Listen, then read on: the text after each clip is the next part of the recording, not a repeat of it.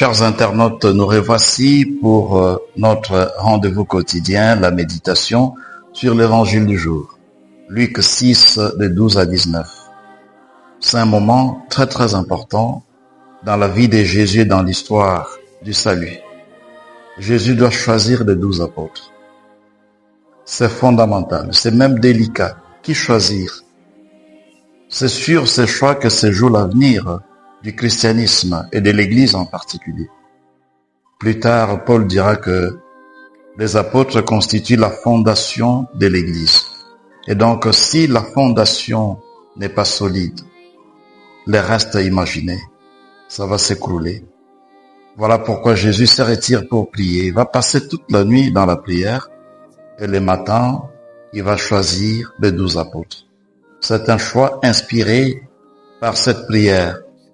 De toute une nuit, Jésus a eu à consulter son Père pour que le Père lui donne des orientations, qui choisir et qui ne pas choisir. Luc est le seul évangéliste à mentionner la prière que Jésus a faite toute la nuit avant de choisir les apôtres. Matthieu et Marc nous parlent de l'institution des 12 apôtres sans faire allusion à cette nuit de prière. C'est autant dire que dans l'évangile de Luc, la prière est très importante. Et c'est cela la plus grande leçon à tirer de cet évangile. Avant de prendre des grandes décisions, que faisons-nous? Est-ce que nous prenons le temps de prier? Parfois, on décide sous le coup de la colère. Parce qu'on est fâché, on prend une décision. La colère est toujours une mauvaise conseillère.